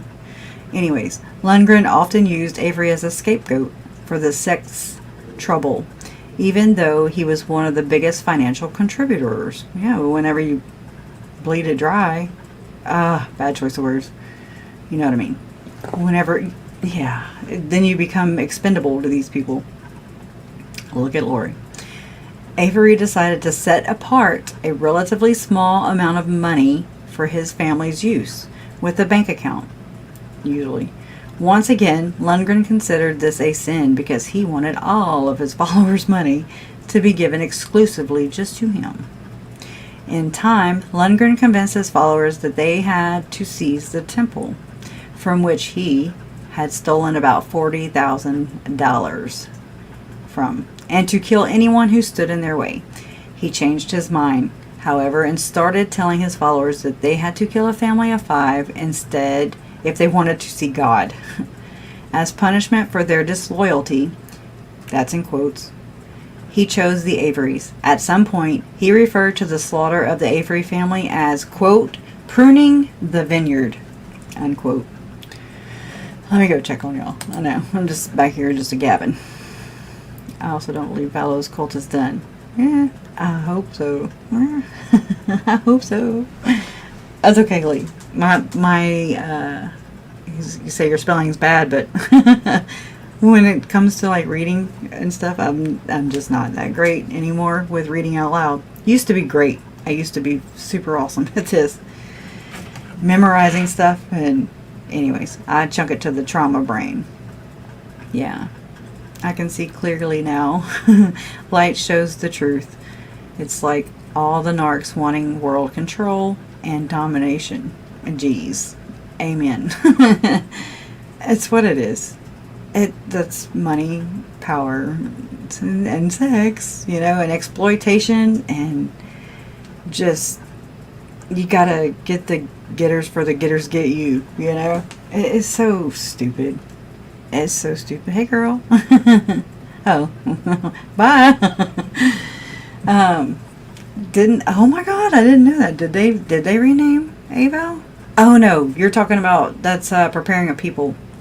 They were always Preparing a People. They were Latter-day Media at the time. However, Preparing a People caught the brunt of Chad and Lori's, that like-minded, they're starting a cult, holy shit. So everybody, it's made the news, so they even, well, I probably didn't show that part, but in the intro, the beginning 20 minutes of this live stream, it was, I put it in the, whatever you call it, in the video I played at the beginning of this, and it was, so I go back and I find all this stuff from the beginning, right, like Preparing a People, and how Preparing a People made their statement, which is Mike and Nancy James. Mike and Nancy James is who, again, this came out in trial, and this is what Zalema says, for her reasoning of why Chad and Lori, it was David Warwick, that Chad and Lori wanted to start their own church, and that Chad and Lori wanted to be like Mike and Nancy James. Or was that, oh my God, hold on. Hold on. I gotta think. Yeah, that's what he said. Yeah. And that doesn't make any damn sense. It doesn't. Woo, Mike and Nancy James, you know, they're, anyway, so they had Preparing a People, but he owned like 10 companies, okay? Even Mike James and Nancy James, I think it's called Endurance Wall or something like that. Something about, it's more prepper type, like a wall to defend you. Like if you're under attack, you know. It goes with the prepper movement, but I mean, it's all the same thing, in my opinion. It's just because the church teaches you to be prepared, they require or strongly push having, you know, your preparedness plan. They send out things of how to handle emergencies, which is good, right? However, there's always like the but. I know, sit and spin. I used to have a sit and spin, by the way. How many of you had a sit and spin? How completely mundane must their lives be to feel so unfulfilled? Exactly. And they have to turn to bollocks just to have, to feel special. Bollocks? I've never seen that word before. I'm going to have to Google it up. The prepper title is just a cover for cult. Okay. Janet says, I can see that. They wanted to build their own money making events, websites, etc. for an income stream and means to build a following. Yes. Yeah. Yeah. But not the cult. The cult. I guess if you look at it, I look at it from a bigger perspective. That's how I look at it. It's not just Chad and Lori at work or at play here. It's not just Jeffrey Lundgren at play here. You know, it's all these ideas coming in, just a shit show. So it just, I just don't really. I see where this factors in, and this factors in, and that factors in, and this, and then you take all that, and then, you know, it's just, you get what you put out. You know, that's what I'm trying to say. You have a Jesus and Mary living here in Australia. I believe it. I believe it. And they have a group of followers and money and have been around for years. He only takes money. He only takes money, though. And guess what church he used to belong to? Latter-day Saints. And a voice of warning. Because, yeah, it's in their scripture, too. Voice of warning is in the Mormon scriptures. I've read that myself. Because I thought the same thing when I read it. I'm like, oh, well, that's clever. Yeah. And Jay says, sit and spin. This is the name of the best wheelchair I've ever had. Sporty wheels on a tilt. Rich candy, apple red, metallic paint job, super lightweight. It was the business. Oh, wow. I was right the first time. Lee. That's, I don't want to be right. Ugh. Jay says, life's hard enough without them making up new things for them to obsess over, right? Seems like a whole lot of, the sky is falling, right? It is. It's fear-mongering. It's fear-mongering. Instead of just abolish religion, or the institutions, for sure. Not religion, but you know what I mean. Religious institutions, for sure. They're problematic to me. And it's not just the Mormon church, it's the Catholic church. And so, you know, when I bring that up, it's the Mormon church, because that's what I research. Then they're like, well, but then they have the Catholic church and the da-da-da-da-da. It's like to justify it or to minimize their part in covering up sexual abuse or just regular child, just any abuse, period, they deflect, and they say, well, they're doing it, so they're, that way I'm not the only bad guy. And that's problematic, okay? That's a problem. They're all a problem, in my opinion, then. So just do away with all that, and then, have your own relationship with your God, and leave our damn children alone, okay? Don't murder. I mean, it's so... Anyways, it's crazy. Maryland pastor says, Zero, yes, Zero, he was to be the modern Joseph Smith and his with his goddess on his arm. All these warnings, but nothing comes of them. Exactly. I mean, I've had to come to terms with that too. I mean, I grew up, I was a gullible little kid. And my dad, he was my stepdad. He raised me, though. This is Todd's dad, my brother's dad. And I was 18 months old when he met my mom. And, I mean, he used to scare the bejeebies out of me. All right. It would be considered probably child abuse these days. But, like one time I was like 7, and I was like, I'm running away. And he was like, okay. And so he helped me pack. He gave me a stick. He gave me a stick, and you know how you tie the little, in cartoons and stuff, you tie the little thing around the stick and you carry it out. And so he raised my window, and he helped me out, and he gave me my stick, and I literally made it right around the block, not even to my best friend's house. I was like, it was kind of drizzling, and I was like, yeah, not so good. I'm going back home. But he would scare me. He got a kick out of it, you know. But it was more in a playful, you know. I love my dad, you know. I love him.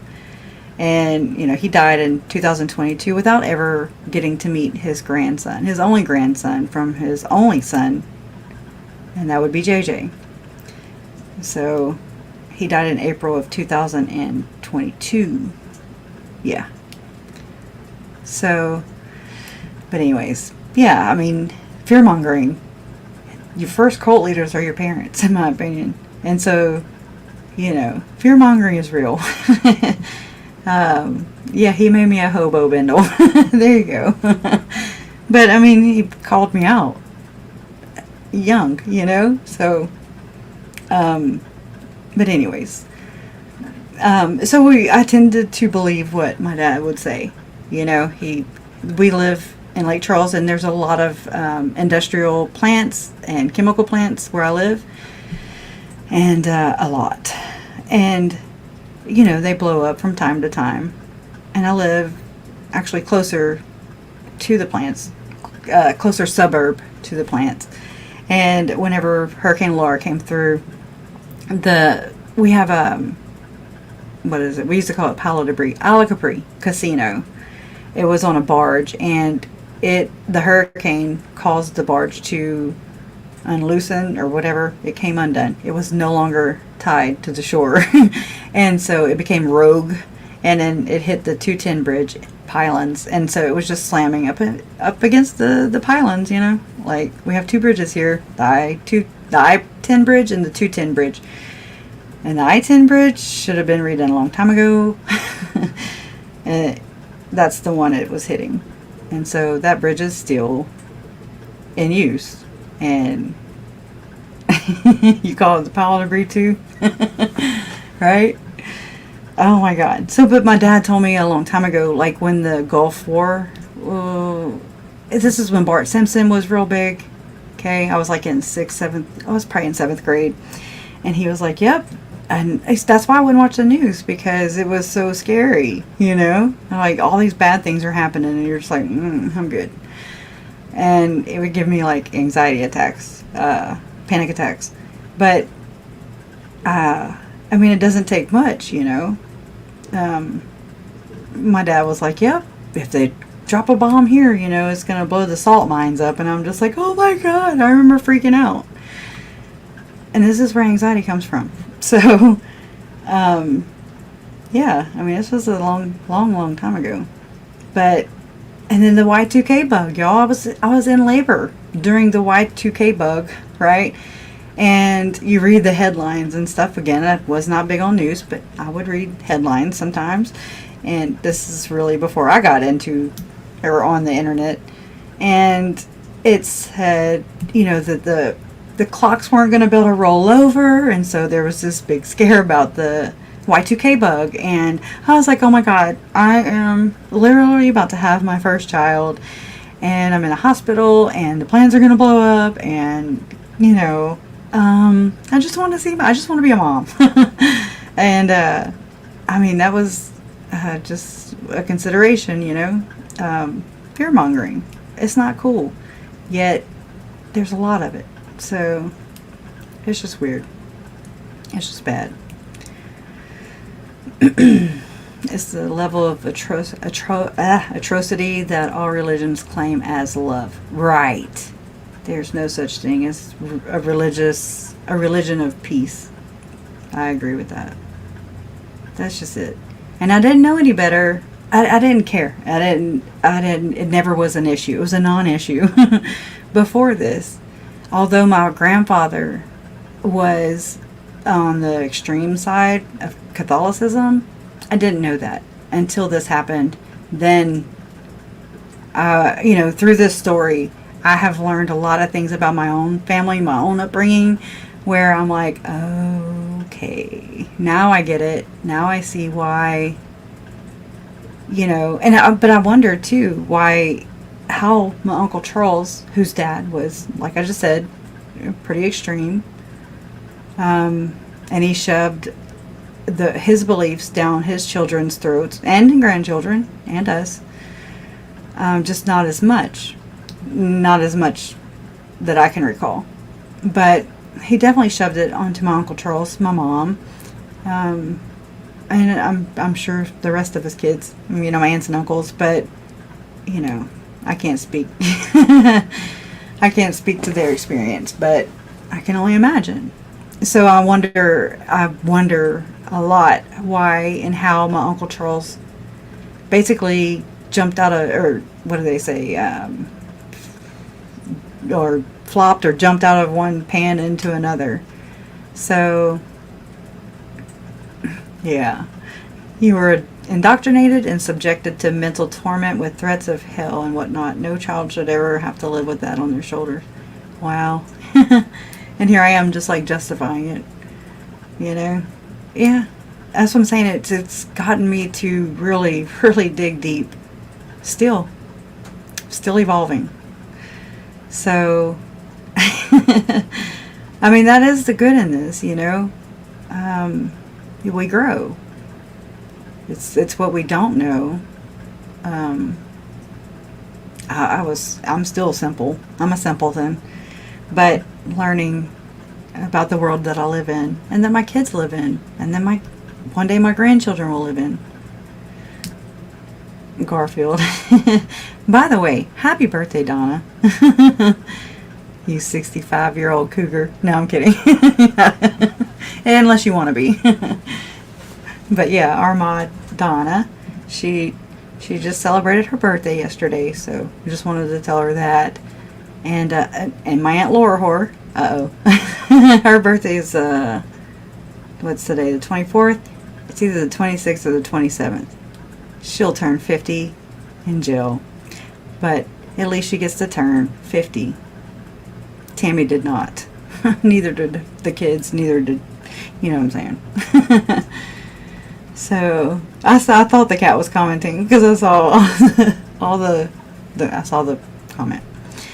But anyways, so we're all indoctrinated. Ugh. That's crazy. Looks like I'm getting gray hair right there. Happy belated birthday, Angela says. Sit and Spin says the worst of it. Oh gosh. The evangelical believers are the very worst for defying their religious rules. A sin for thee, but okay for me. I like that little saying.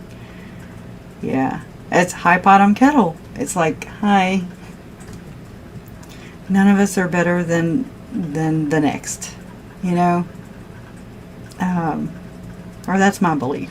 It's just that we are souls just trying to find our way, you know. Nobody has definitive proof, and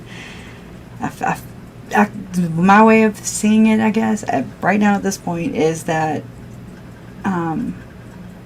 we should just be free to believe whatever we want, as long as it doesn't hurt anyone else around us or ourselves, you know. And then if it's gonna hurt anybody, let it hurt yourself.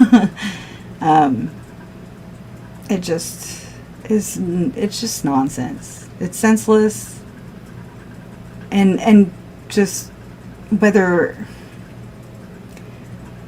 I don't know, it just depends on everybody's motives, you know. Like the people who wrote the Bible, all the books that went into the Bible, even all the old prophets, the ancient prophets, you know, they're still men. They were still men. And I learned that along the way. You know, Jason told me, my fiance, he was like, they were just men. And I was like, oh yeah, I never had to think about it. You know? So, but you know, there's no red, no,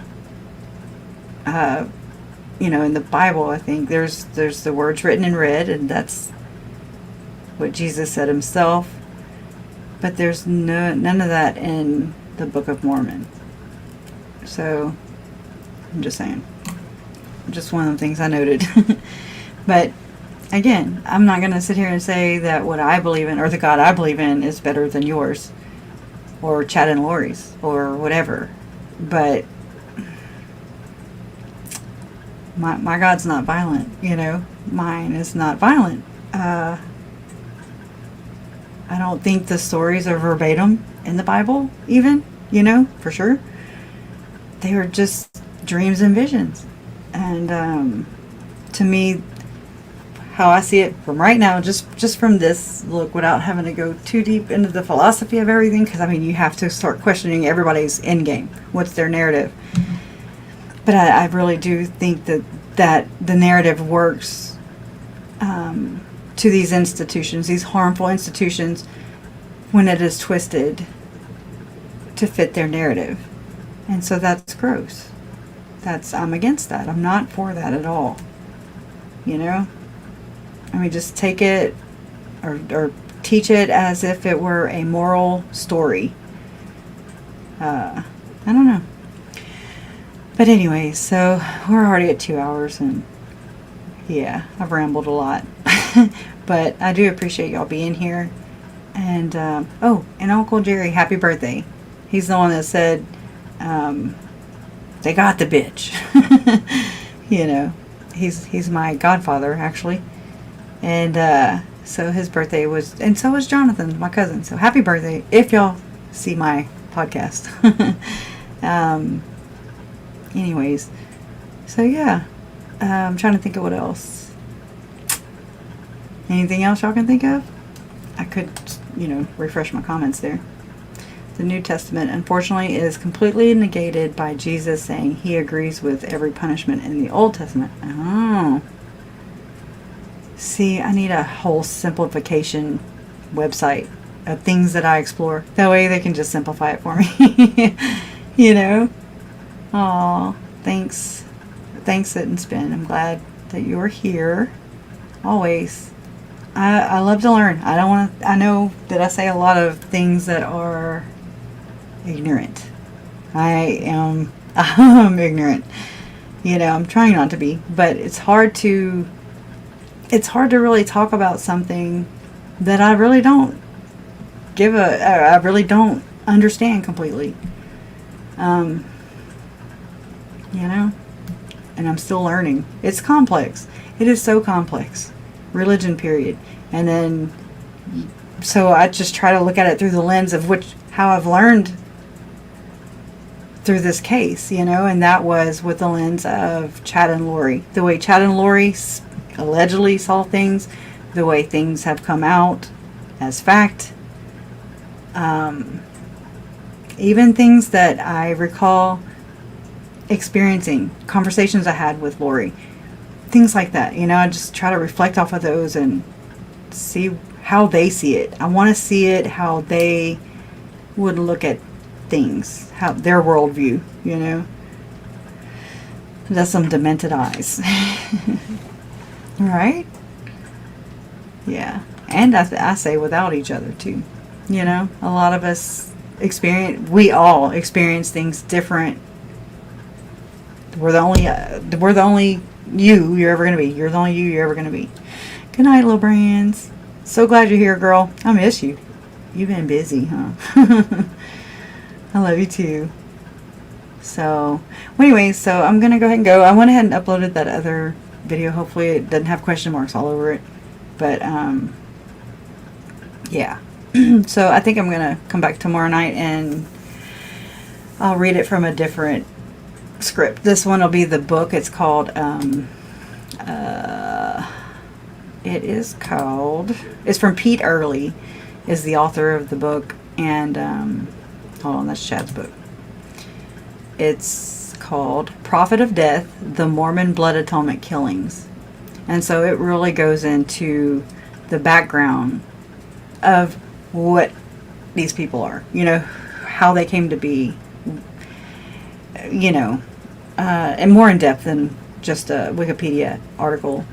There's actually, and this is gross, so I'm just gonna heads up here, that way you that are here tonight, y'all know kind of whether you want to attend or not tomorrow. But it's some pretty gross sexual stuff, and it includes defecation on another person. So it's going to be a real shit show. Sorry, I couldn't handle it. I couldn't resist. It's just going to be a shit show. I was watching another podcast, a podcaster or whatever, and he said, I mean, it's called Dan Cummings. I forget the rest of it. If it's a long name, a YouTube name, then I don't hardly see it. But the way he was telling the story, and it's for 2 parts and it's really long videos, but he ended up calling Alice Lundgren skid mark by the end of it. So, I mean, that's probably more. I can't help it. It's morbid personality. I can't help it. Morbid humor. It's how I cope and get through these things. So, whatever. You know, she's convicted for killing people. So I figure it's like free game, in my opinion. Skid mark. But anyway, so yeah. Jeffrey Lundgren was a real shit. Anyways, love you guys, and I'll see you tomorrow. Okay. I'll quit. Oh, and Mary's getting married on KJ. KJ's marrying Mary and Ricky, so we're gonna tune in for that tomorrow too.